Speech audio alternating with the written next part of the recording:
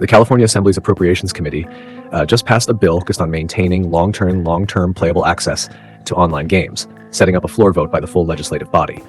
This advancement is a major win for the Stop Killing Games grassroots game preservation movement, and it comes directly over the objections of major industry lobbyists at the Entertainment Software Association. For years, massive game companies have operated under the assumption that they can sell you a product, collect your money, and then pull the plug whenever maintaining the servers stops being profitable. The core of this legislative battle centers on California's Protect Our Games Act. As currently written, this law would require digital game publishers who cut off support for an online game to either provide a full refund to players or offer an updated version of the game that enables its continued use independent of services controlled by the operator. On top of that, the act would require publishers to notify players 60 days before the cessation of services necessary for the ordinary use of the digital game. It applies directly to games offered for sale in California on or after January 1st, 2027. The grassroots group pushing this forward, Stop Killing Games, was originally formed after the 2024 shutdown of the Crew. That specific shutdown was the breaking point for thousands of consumers who realized that a game they paid hard-earned money for could simply vanish from their libraries without a trace. SKG advised on the drafting of the bill before it was first introduced by Chris Ward earlier this year. A recent 11-2 committee vote to advance the bill is being heavily celebrated by the player advocacy group, especially since their momentum in the UK stalled a bit after a UK Parliament debate on game preservation last November. If you think it's ridiculous that a company can pocket your money and delete your purchase whenever they want, make sure to hit the subscribe button. We are following this fight to see if players finally get their rights back. The major game publishers are completely panicking over this bill, and they are using their powerful lobbyist group, the Entertainment Software Association, to fight it tooth and nail. The ESA publicly told the California Assembly last month that the bill completely misrepresents how modern game distribution actually works. According to the ESA, consumers do not actually own their games at all. Instead, they receive a temporary license to access and use a game, not an unrestricted ownership interest in the underlying work. The publishers are literally arguing that shutting down outdated or obsolete games is just a natural feature of modern software, especially when that software requires online infrastructure maintenance. This corporate argument is a complete failure of basic consumer respect. In a formal statement of support for the bill sent to the California legislature, Stop Killing Games hit back, writing that there is no other medium in which a product can be marketed and sold to a consumer and then ripped away without notice. They pointed out that as live service games continue to rise in popularity for game developers and gamers alike, strict end-of-life procedures are essential tools to ensure prolonged access to the games consumers pay to enjoy.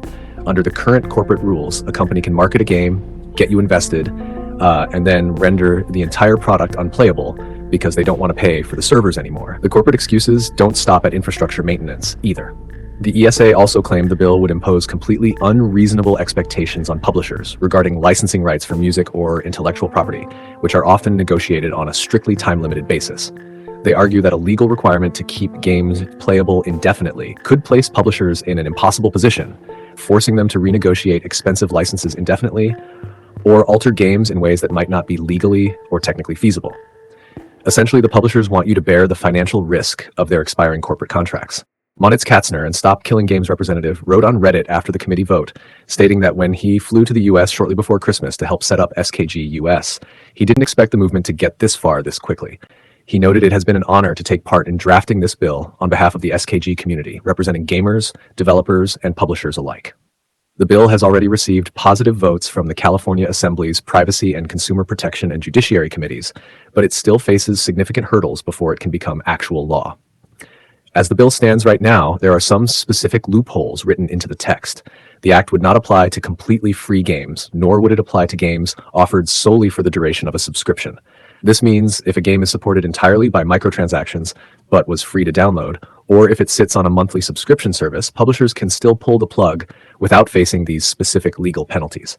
But for any premium game you purchase after the 2027 deadline, the publishers will be legally forced to give you a way to play it offline or hand your money back. The reality is that the current live service model is entirely cooked if publishers are forced to actually respect the people funding them.